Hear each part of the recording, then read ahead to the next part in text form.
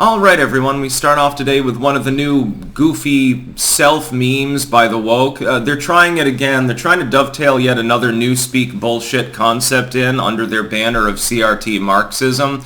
Link in the description, archived of course. A little bit of this I am going to have to read verbatim, because there are a couple of points I would like to make about the concept of digital blackface. Yes, this is their new newspeak 1984 term for white people sharing memes that happen to involve black people. So apparently, again, I guess it's a dovetail with the concept of cultural appropriation, although it goes further than that, and we definitely have to go into the minstrelsy aspect of it as well. Just funny, I thought that basically, so you're trying to erase black people from the internet, I suppose. No more images of black people. They're inappropriate. If a white person posts them, they need to be castigated. I wouldn't be surprised if some of the cringe fringe latches onto this and attempts to scrub the internet of of such memes, which would be funny. Sort of like the disappearance of redheads in Disney films in reverse, I suppose. As far as the meme culture goes, they're trying to erase the black people. Don't know. Anyway, I'm going to read some of this verbatim. Maybe you shared that viral video of Kimberly Sweet Brown Wilkins telling a reporter after narrowly escaping an apartment fire, "Ain't nobody got time for that." Perhaps you posted that meme of supermodel Tyra Banks exploding in anger on America's Next Top Model. "I was rooting for you. We were all rooting for you." I don't know anything about that particular one. Or maybe you've simply posted popular gifs such as the one of NBA great Michael Jordan crying, or of drag queen RuPaul declaring a girl. If you're black and you've shared such images online, you get a pass. You've got your meme pass, I suppose. It's funny how they think that they can police memes. It's not how the internet works, but we'll get past it. But if you're white, you may have inadvertently perpetuated one of the most insidious forms of contemporary racism. You may be wearing digital blackface. Yes, they're going with this now. There's a spot down below, about halfway down the article. There's something else I'm going to read verbatim before I get into my response, which will be, I think, humorous. Critics say digital blackface is wrong because it's a modern-day repackaging of minstrel shows, a racist form of entertainment popular in the 19th century. I would point out it remained popular through the 1950s and 60s. Plenty of footage from that period, too. That's when white actors, faces darkened with burnt cork, entertained audiences by playing black characters as bumbling, happy-go-lucky simpletons, and a bunch of other things as well. That practice continued into the 20th century on hit radio shows such as Amos and Andy. Yes, it actually went further than that, but yeah, it sort of peters out around the civil rights movement era. Put simply, digital blackface is 21st century minstrelsy. Now, first we'll get into the minstrel show aspect, because it's got an important overlap with something that people like this are actually pushing, which is drag shows. Not just for kids, but in general as being some sort of identity. Those are actually modern minstrel shows. Of course, putting on blackface and doing the sand shuffle is no longer, in the contemporary sense, it's politically incorrect. Doing it and making it hyperbolically about females, the hyperfeminization of the minstrel show offshoot, which is literally what it is with drag, at least in its modern form, is accepted, tolerated, considered a gender identity now, which is not actually the case, but they're pushing that, and is considered family-friendly and good fun, which is interesting. It literally roots from minstrel shows in that same 19th century sense. It is a literal offshoot, an evolutionary offspring of a now dead format of comedy and entertainment. Secondly, comparing it to someone putting on blackface and doing the sand shuffle really is kind of apples to oranges.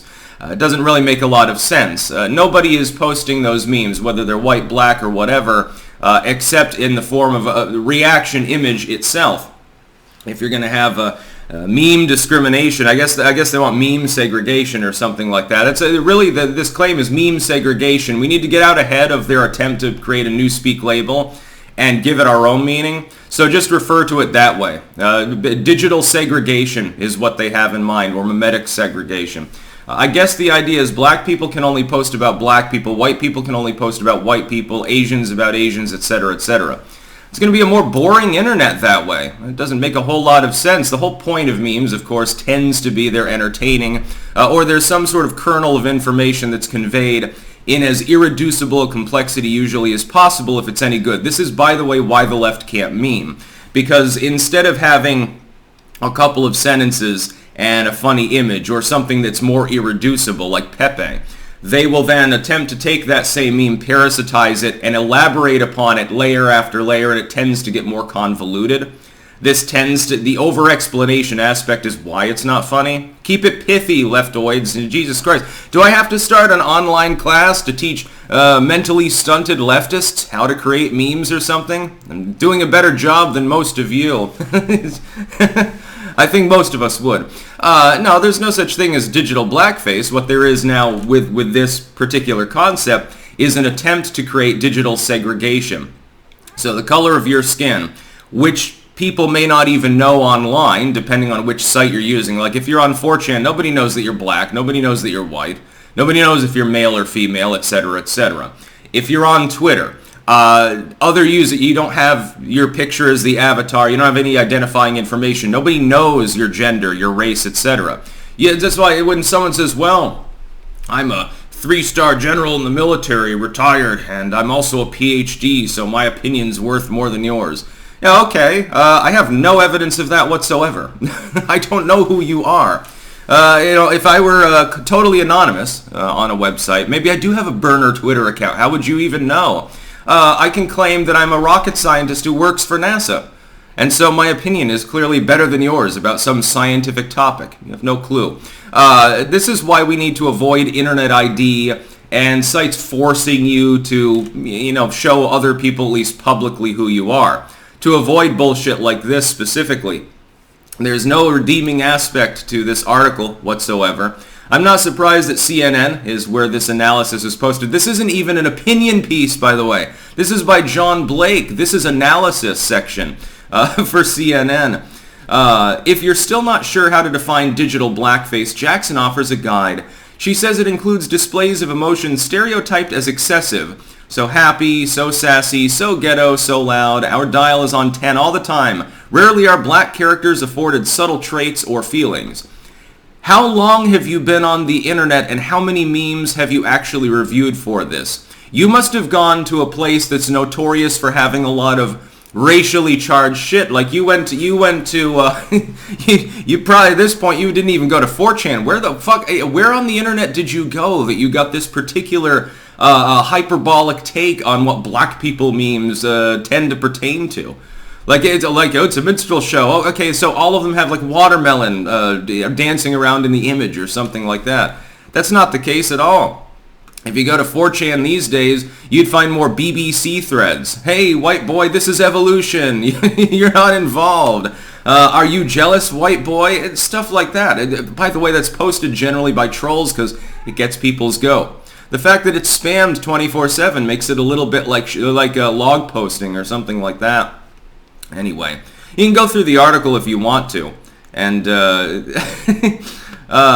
Halford says, if she refrains from using any black memes, she runs into another problem. This is a rebuttal. Those are the most effective because white people are so boring, she says. Interesting. Yeah. White people are boring.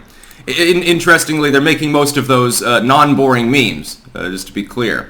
Are you going to call that digital slavery? Well, they keep using black people's images. They're basically treating them just like they treated the slaves. They're using these images for a million derivative works. They get no attribution. They're not getting a cut of the money that the memes are supposedly making or something like that. That'll be their next step, by the way. Digital slavery.